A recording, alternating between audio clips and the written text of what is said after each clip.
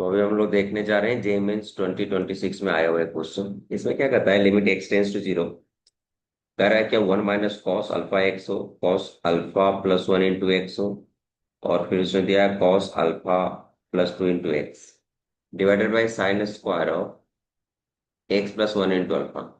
अब जीरो को पेंड करने से ये भी जीरो की ओर अप्रोच कर रहा है, ये भी जीरो की ओर अप्रोच कर रहा है, ये भी जीरो की ओर अप्रोच कर रहा है, और नीचे वाला भी जीरो की तरफ अप्रोच कर रहा है।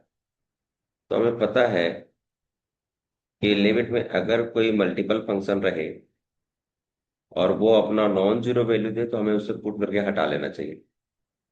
जैसे ये इस तरह से है, ये अल्फा प्लस टू इंटू क्या है, एक्स, डिवाइड कर लेते हैं। नीचे का जो टर्म है sine square alpha plus one into x, हमें पता है कि लिमिट अगर एक्स टेंस टू ए हो और साइन यहाँ पे मान लीजिए एफ ए है, नीचे एफ ए है, और जिस समय एफ एक्स है और ये एफ एक्स है, और ए अप्रोच करने पे अगर ये एफ एक्स जो है वो जीरो अप्रोच कर जाए तो हम इसे वन लिख सकते हैं, जिसके कारण ऊपर जीरो उसके कारण नीचे जीरो, तो क्या लिखेंगे, वन।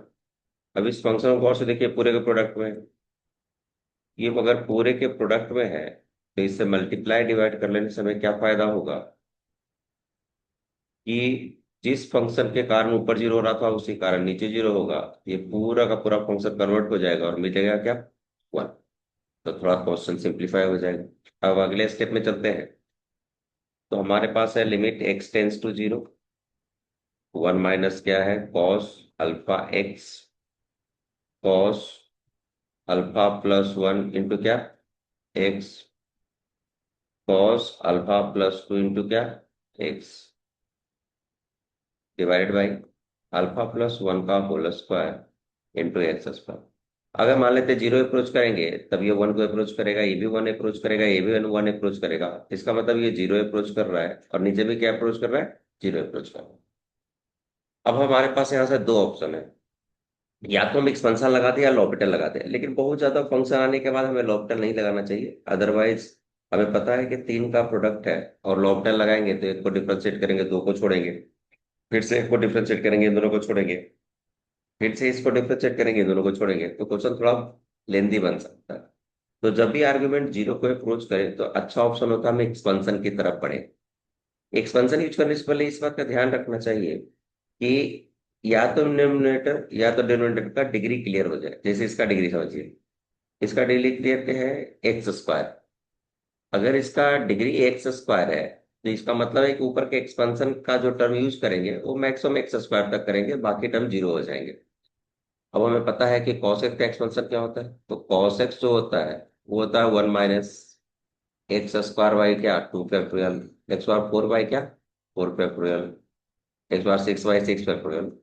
इस क्वेश्चन के लिए केवल यही दो टर्म इंपॉर्टेंट है, इन सभी को लिखने की कोई जरूरत नहीं, क्योंकि ये सब आफ्टर ऑल क्या हो जाएगा, जीरो ही हो जाएगा। अब वो इसका एक्सपेंशन यूज कर लें तो ये कितना है, limit x tends to zero, ये हो गया आपका one minus alpha x. X की जगह अल्फा एक्स है तो क्या लिखेंगे, one minus alpha square x square by क्या, टू फैक्टोरियल, इंटू ये क्या है, अल्फा प्लस वन एक्स है तो इसको क्या लिखेंगे, one minus alpha plus one का स्क्वायर एक्स स्क्वायर बाई क्या है, टू फैक्टोरियल, और इधर क्या है अल्फा प्लस टू, ये कितना है, one minus alpha plus two का whole square x square by क्या है, ये टू फैक्टोरियल। नीचे आ जाएगा हमारे लिए क्या, एक्स स्क्वायर। यहाँ क्या है, limit x tends to zero, तो हम क्या करेंगे, मल्टीप्लाई कर दिए तो वन हो गया। इसको मल्टीप्लाई करेंगे अच्छे से तो मिनिमम डिग्री जो मिलेगा वो वन मिलेगा, जीरो डिग्री मिलेगा। वो कैसे मिलेगा, जब वन वन वन मल्टीप्लाई होगा कितना देगा, वन। फिर क्या करेंगे, अगला डिग्री मिलेगा हमें एक्स स्क्वायर, तो क्यों ना x square by two factorial common कर लेते हैं। वो कैसे मिलेगा, मान लीजिए इसका आपने एक्स स्क्वायर का टर्म लिया तो बाकी दोनों से आपको कांस्टेंट पिक करना होगा। तो अगर आपने इसका एक्स स्क्वायर लिया और minus x square by two common ले लिया तो बचा कितना, अल्फा स्क्वायर। अगर आपने इससे minus x square by two factorial लिया तो बाकी दोनों से आपको वन लेना होगा, तो यहाँ से कितना बच जाएगा, ये बच जाएगा अल्फा प्लस वन का होल स्क्वायर। सिमिलर तरीके से यहाँ से बच जाएगा आपको अल्फा प्लस टू का क्या, होल स्क्वायर। अब इसके बाद जो भी टर्म होगा, फोर डिग्री टर्म होगा, हाई डिग्री टर्म होगा, जिसकी हमें कोई जरूरत नहीं है, रीजन है, नीचे का डिग्री कितना है, 2 है। और हमारे पास एक्स्ट्रा यहाँ पे बचा हुआ है अल्फा प्लस वन का होल स्क्वायर, और ये भी कितना है, अल्फा प्लस वन का क्या है, होल स्क्वायर। ये क्या है, limit x tends to zero, one में से वन घटा देते हैं, कैंसिल आउट हो जाएगा। और इधर कितना आएगा, एक्स स्क्वायर बाई क्या, 2 फैक्टोरियल। इसको सिंप्लीफाई कर ले तो alpha square alpha square alpha square, it becomes 3 alpha square. यहाँ मिला कितना, 1 4, क्या हो जाएगा ये 5।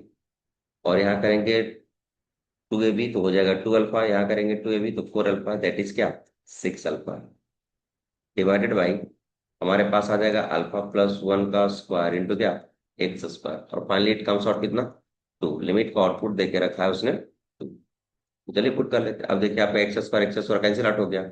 अगर हायर वैल्यू ऑफ एक्स यहाँ कंसिडर करते तो कुछ नहीं होता, उसके पास एक्स बच जाता, एक्स जीरो टेंड करते वो जीरो हो जाता। तो हमारा कंक्लूजन क्या बचा, 23 डिवाइडेड बाई 2 फैक्टोरियल इंटू 23। तो अब क्वेश्चन को आगे बढ़ा लेते हैं, अप्रोच कर लेते हैं।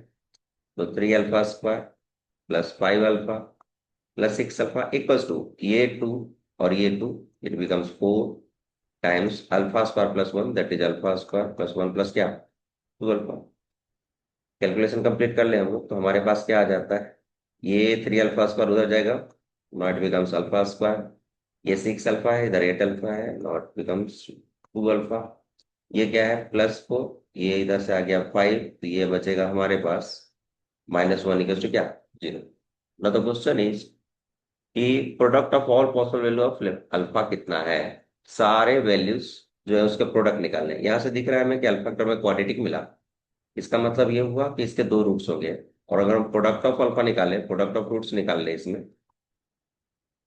रूट्स निकाल लें तो क्या होता है, C/A, दैट इज कितना, -1। तो हमारा करेक्ट आंसर कितना है, -1 है। तो बस हमें इस क्वेश्चन, ये रिपीटेड क्वेश्चन है, हमेशा बार बार इस पैटर्न पे क्वेश्चन पूछा जा रहा है। हमेशा ध्यान देना है कि अगर मल्टीपल फंक्शन रहे तो एक्सपेंशन यूज करना है। और एक्सपेंशन कहाँ तक यूज करना है, या तो ऊपर वाला या तो नीचे वाला टर्म ही हमें बता दे।